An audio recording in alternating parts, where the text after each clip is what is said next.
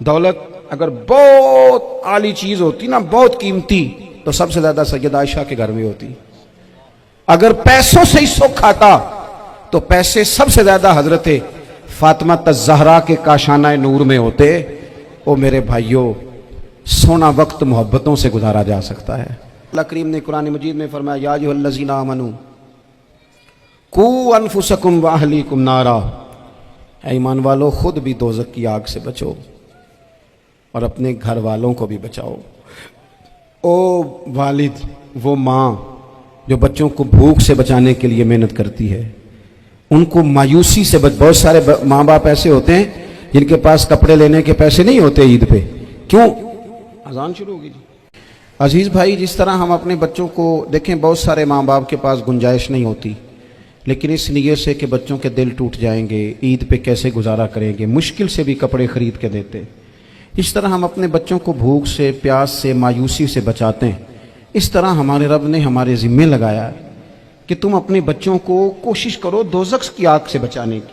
हज़रत उमर फ़ारूक रदी अल्लाह ताला अन्हु ने अर्ज़ किया था, या रसूल अल्लाह सल्लल्लाहु ताला अलैहि वसल्लम, इस आया करीमा का माना क्या है?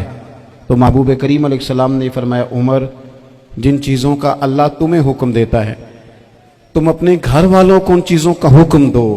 जिन चीज़ों से रब रसूल तुम्हें मना करते हैं, अपने घर वालों को उनसे रोको। अपने घर के अंदर निफाज़े दीन करने की कोशिश करो। मेरे भाई, बहुत ज़्यादा आजमाइश है हमारे घरों में, बेचैनियाँ हैं, इज़्तिराब है, बच्चों में सख्ती है, बहन भाई एक दूसरे के साथ लड़ते हैं, मिजाजों में तलखी आ गई। क्यों भला? इसलिए कि माँ बाप को जो बेहतरीन किरदार और जो हसीन तरीका घर में अपनाना चाहिए था, बच्चे तकरीर बाहर से सुनते हैं लेकिन वो फॉलो अपने माँ बाप को करते हैं। अगर माँ बाप में हौसला हो, सब्र हो, इत्मीनान हो, खुददारी हो, थोड़े पर गुजारा करने का मिजाज हो। देखे ना, आज डिप्रेशन है, टेंशन है, पैनिक अटैक्स हैं, बड़ी सारी चीजें आ गई हैं। क्यों भला? सब्र नहीं, तहम्मुल नहीं, बुर्दबारी नहीं। आजमाए। एक दिन एक बच्चा मेरे पास आ गया मदरसे का और आके वो रोने लगा। मेरे घर वाले कहने लगे, खाना छोड़ दें, पहले इसकी बात सुन ले। मैंने कहा, पुत्र क्या हुआ? किसी ने मारा है? किसी उस्ताद ने? कहने लगे, नहीं हजरत, घर फोन किया था तो मेरी अम्मा और अब्बा की लड़ाई हो रही है। बच्चा कांप रहा है, टांगे कांप रही हैं। मैंने कहा, क्या हो क्या गया तुम्हें पुत्र? लड़ाई हो रही है तो घरों में हो ही जाती है। कहने लगे, नहीं, आपको पता नहीं, वो बड़ा सख्त लड़ते हैं। मेरे वालिद जब मेरी वालदा को मारने के लिए आगे बढ़ते हैं तो हम सारे चारपाइयों के नीचे छुप जाते हैं, हमें खौफ आता है, वो मंजर खतरनाक होता है। ये कौन तकलीफ दे रहा है अपने बच्चों को? यहां बैठे, हमारे यहां मीलों दूर रहते थे उसके घर वाले, तो वो तकलीफ में था, तो घर में क्या कैफियत होगी?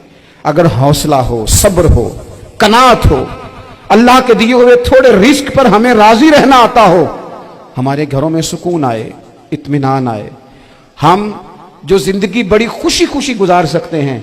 हमारे मिजाजों का लालच, हमारी तबीयतों की बेराह रवी, हमारी झूठी अना का बुत, उन सारी चीजों को खत्म कर देता है। अपनी जिंदगी के अंदर अगर हम वो किरदार अपने बच्चों को दें, जिस किरदार में मोबाइल भी हो, जिसमें गाड़ी भी हो, जिसमें पैसे भी ला के अब्बा दराज में रखता हो, लेकिन वालिद का घर में मुसल्ला भी मौजूद हो, उसकी कोई तस्वीर भी हो, वो ये भी कहता हो कि खुदा ने अपने फजल से आज 5,000 दिया है तो इसमें 1,000 गरीबों का भी है, इसमें थोड़ा सा मैंने अल्लाह की रिजा के लिए भी रखा है। अगर कोई मुश्किल आ जाए तो वो बाप और माँ को सब्र करता हुआ देखते हो। अगर एक बाप कर बात करे तो दूसरा बर्दाश्त करता हो। खुदारा अपनी औलादों को इस अजियत का शिकार ना करो। अपने घरों के अंदर वो खुददारी, वो प्यार, वो वकार, वो मोहब्बत, वो अंदाज।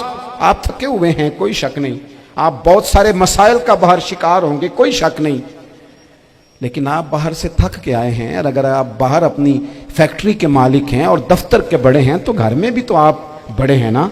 आपकी माँ भी तो इंतजार कर रही है, उसने भी तो दुखड़ा सुनाना है ना आपको। आप ये देखिए कि आपके बच्चे भी तो इंतजार कर रहे हैं, वो चाहते हैं कि अब्बा आके बैठे तो हम उनके सीने पे चढ़ के थोड़ा खेले। आपकी अहलिया मुंतजिर हैं। कुछ बातें बीवी किसी और से नहीं कह सकती, सिर्फ अपने शौहर से कहती है, लेकिन वो तो आते ही जलाल में आ गए साहब। वो कहने लगे, तू बड़ी नालायक है, मैं थका मांदा आया हूं और तूने मुझे कहानी सुना दी है। वो उस खातून से शिद्दत के साथ पेश आने लगे। मेरे रसूल पाक की हयात नूर को देखो, حضرت ام ایمن حضور کی رضائی والدہ ہیں، ان کی بھی خدمت ہو رہی ہے. حضرت حلیمہ سعدی آ رہی ہیں تو خدمت ہو رہی ہے. حضرت عباس حضور کے چچا ہیں تو کریم فرماتے ہیں میرے چچا ہیں باپ کی جگہ پہ. حضور دوست احباب صحابہ غلاموں سب کے ساتھ پیار کر رہے ہیں. 9 ازواج مطہرات ہیں گھر کے اندر.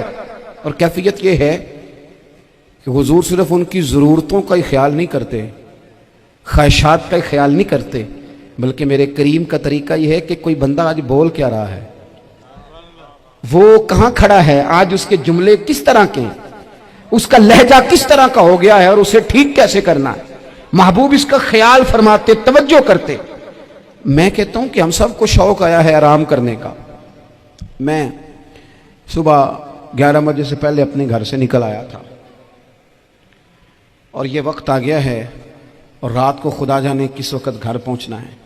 کئی دفعہ کیفیت یہ ہوتی ہے کہ گاڑی سے اترتے ہیں تو پھر دل کرتا ہے کہ کوئی اٹھا کے چلائے نہ کبھی. اس کے باوجود بہت سارے لوگ ناراض رہتے ہیں کہ ہم سے مل کے نہیں گئے، فوٹو نہیں کھنچوا کے گئے، فلانی جگہ چائے نہیں پی کے گئے. یہ تسلسل ہے. لیکن میں جتنا مرضی تھکا ماندہ گھر جاؤں گا نا، کبھی ایسا نہیں ہوا کہ میں گھر جاؤں تو بڑی ٹینشن میں جاؤں. میری گھر والی ایک دن مجھ سے کہنے لگی آپ نے کبھی نہیں کہا کہ میں تھکا ہوا آیا. بندہ تھک بھی تو جاتا ہی ہے نا، کبھی کہاں کرے نا. میں نے اسے کہا پتہ کیوں نہیں کہتا؟ اس لیے نہیں کہتا کہ میں نہیں چاہتا کہ میرے بچے یہ کہیں کہ ہم نے دین نہیں پڑھنا، ہمارا باپ تو بڑی مشکل میں ہے. ہم اپنے کام کے بارے میں اپنے گھر میں شکوے کرتے ہیں. آپ کسی بچے سے پوچھ لیں کون سا کام کرنا ہے کہ اندر جڑا ابا جی کر دے رہے ہیں وہ نہیں کرنا. کیوں کہ ابا جی ہر روز تو کہتے ہیں میں بڑا الجھ گیا ہوں، یہ کام بڑا مشکل ہے. میں چاہتا ہوں کہ میں اپنے بچوں کو یہ بتاؤں کہ پتر میں تو جدھر جاتا ہوں پھول ہی پھول ہیں، میں تو جدھر سے گزرتا ہوں محبت ہی محبت ہے، میں تو جدھر سے دیکھتا ہوں دعائیں ہی ملتی ہیں، تاکہ ان کا شوق پیدا ہو. میرے عزیز آپ تھوڑا سا دل بڑا کریں. اگر آپ ایک کی وجہ سے پورا گھر سکون میں آ جاتا ہے تو آپ دل بڑا کیوں نہیں کرتے؟ جگہ ڈھونڈتے ہیں بس مجھے کوئی تنگ نہ کرے، کوئی میری باپ ماں بدولت کو کوئی پریشان نہ کرے. بخاری شریف سنیے، حضرت عائشہ صدیقہ رضی اللہ تعالیٰ عنہ بیٹھی ہیں. حضور فرمانے لگے عائشہ آج ایک بات نہ بتاؤں تمہیں؟ یا رسول اللہ بتائیے. حضور فرمانے لگے جب تم مجھ سے ناراض ہوتی ہو تب بھی مجھے پتہ چل جاتا ہے، اور جب راضی ہوتی ہو پھر بھی پتہ چل جاتا ہے. تو حضرت سید عائشہ صدیقہ بات سن کے بڑی خوش ہوئی. یا رسول اللہ وہ کیسے؟ حضور فرمانے لگے کبھی کبھی تم قسم اٹھاتی ہو. یا رسول اللہ ہاں. فرمایا جب ہوتی ہو نا راضی خوش تو پھر کہتی ہو مجھے رب محمد کی قسم صلی اللہ علیہ وسلم. پھر تم میرے نام کے ساتھ رب کریم کا نام ملا کے قسم اٹھاتی ہو رب محمد کی قسم.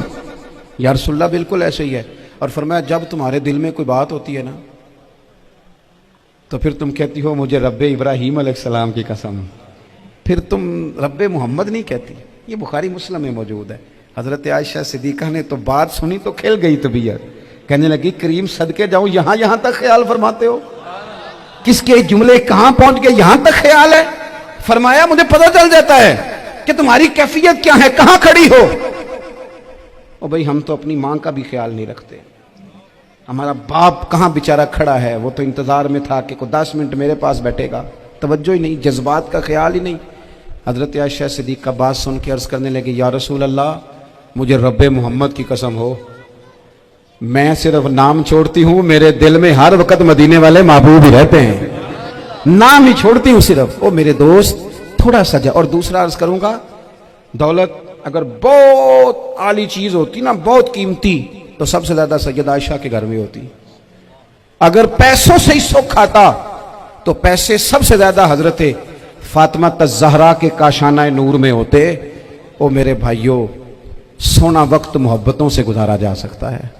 او بھائی میں نے تو اپنے گھر میں یہ دیکھا کہ میرے والد صاحب گرمی آتی تو فرماتے او لو بھائی تانوں پرواہ نہیں، میں تواڈے پڑھولے چ دانے پا دیتے نے تے تواڈی ماں نے مرتبہ نے تے چار پا دیتا ہے، لو اب تمہیں کہیں جانے کی ضرورت نہیں پڑے گی. اس پہ بھی وقت بڑا اچھا گزرتا تھا.